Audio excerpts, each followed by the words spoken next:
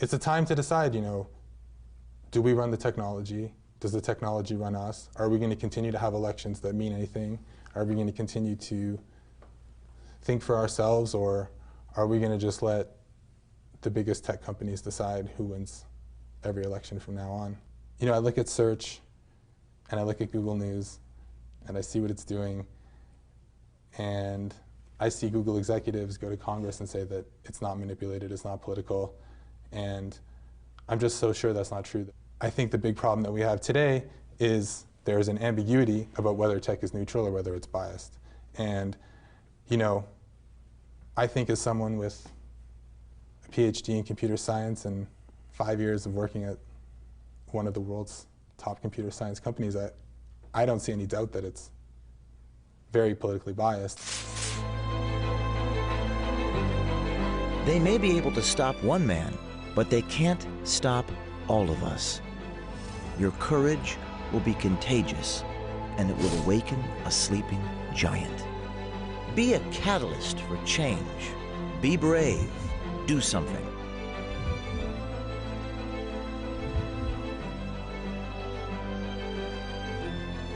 I don't see any doubt that it's very politically biased.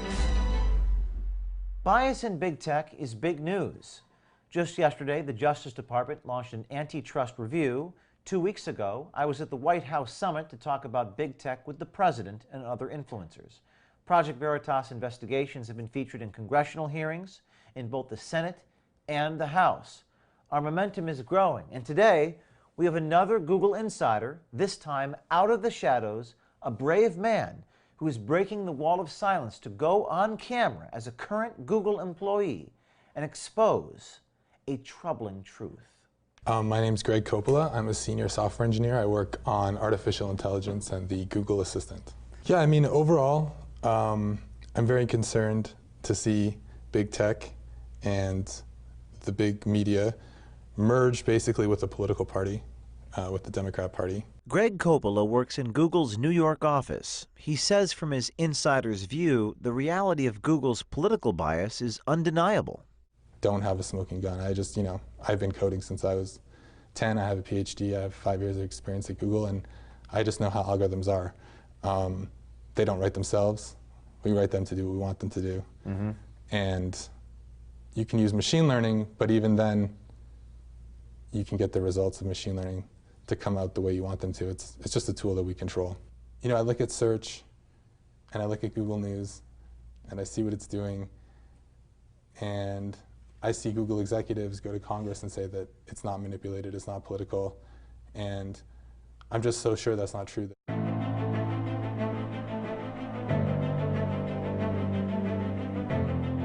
Late last year, Google's CEO, Sundar Pichai, was one of those executives. I lead this company without political bias and work to ensure that our products continue to operate that way. To do otherwise would be against our core principles and our business interests. Google CEO Sundar Pichai goes before Congress in December, testifies under oath that the algorithms are politically unbiased. Now, you work on data sets that feed certain algorithms at Google. Based upon what you know and what you've observed, are Google's algorithms unbiased? Well, first of all, I report to Sundar, of course, and I have a great deal of respect for him as a manager. I work on the Google Assistant, which really doesn't have a political bias. I think it's ridiculous to say that there's no bias. I think everyone who supports anything other than the Democrats, anyone who's pro-Trump or in any way deviates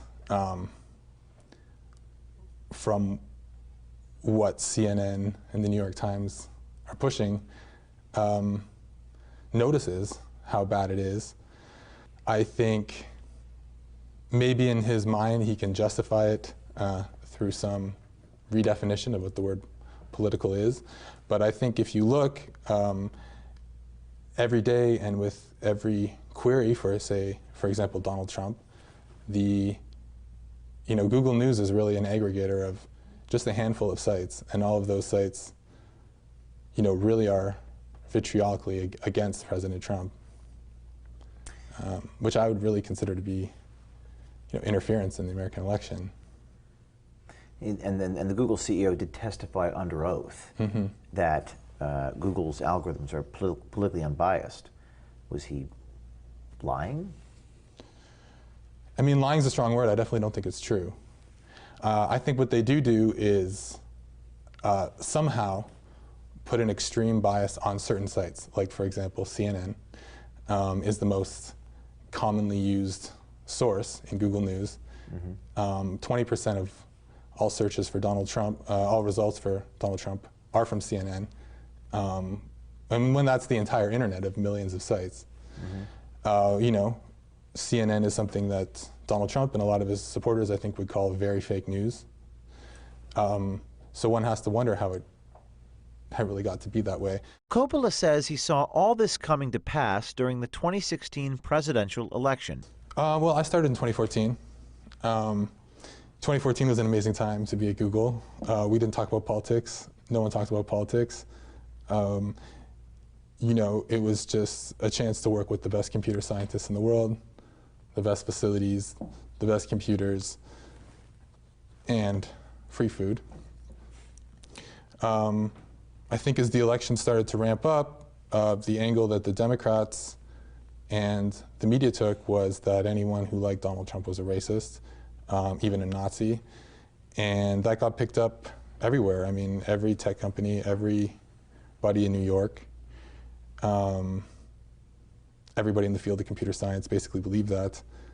A small number of people do work on making sure that certain news sites are promoted. And in fact, I think it would only take a couple out of an organization of 100,000, to make sure that the product is a certain way.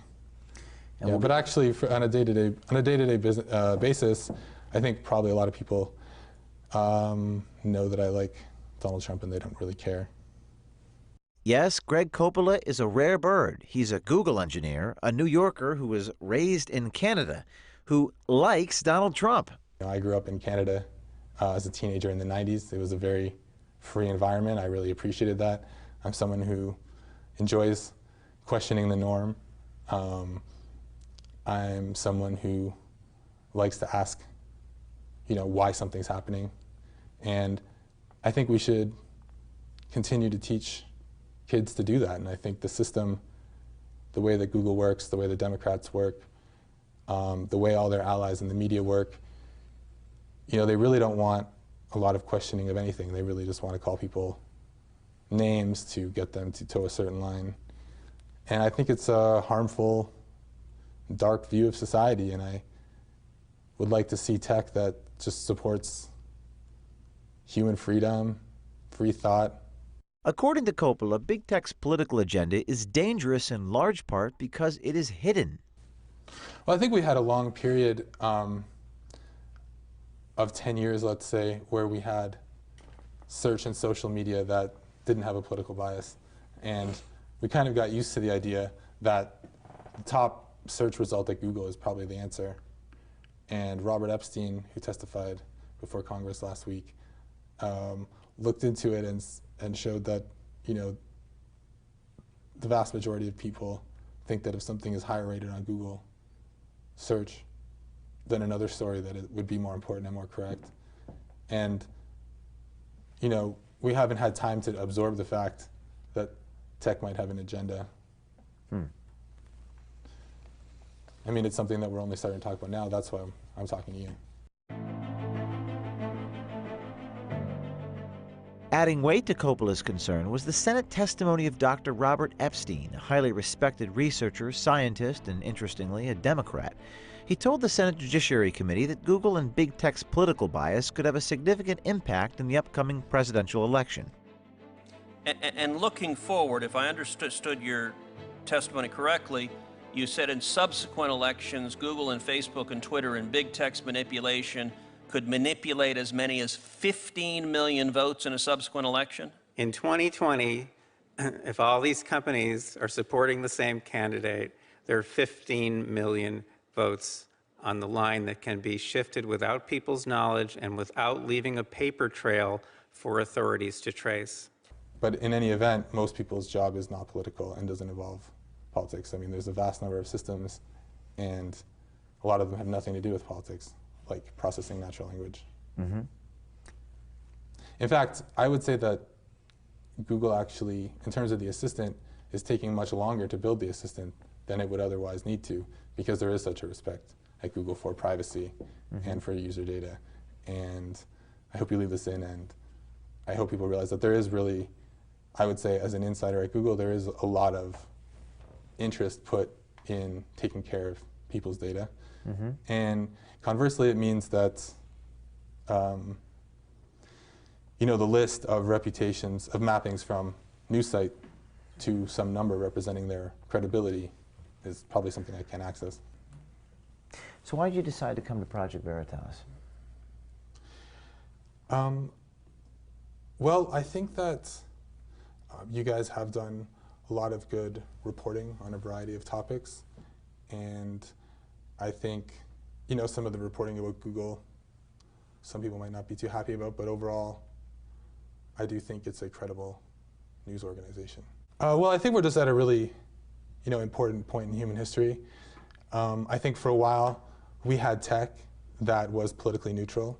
Now we have tech that really, first of all, is taking sides in a political contest, which I think, you know, anytime you have big corporate power merging with political parties, it can be dangerous. And I think more generally, we have to just decide now that we kind of are seeing tech use its power to manipulate people. It's a time to decide, you know, do we run the technology? Does the technology run us? I think the big problem that we have today is there's an ambiguity about whether tech is neutral or whether it's biased. And, you know, I think as someone with a PhD in computer science and 5 years of working at one of the world's top computer science companies, I don't see any doubt that it's very politically biased. And I know not everybody is a programmer, so I just kind of want to explain it to the non-programmers. You know, just the same way that, you know, someone who doesn't know about wine might need to be told by a sommelier, or the way someone who doesn't know about cars might need to be told by a mechanic what's really going on. I just want to say to all the non-programmers that I really don't buy the idea that big tech is politically neutral, and I think we need to start incorporating that into whatever strategy we use to have a democracy going forward. Are we going to continue to have elections that mean anything?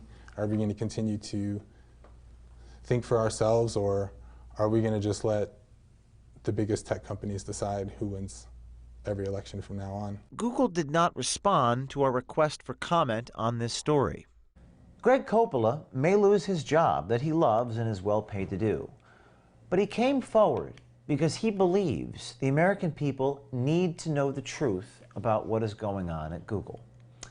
At Project Veritas, we are committed to telling these stories, to emphatically protecting those who wish to remain in the shadows, but at the same time, leak us documents and information.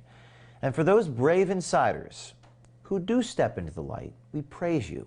Remember, this is about the preservation of democracy, but that requires brave people, citizens, coming forward.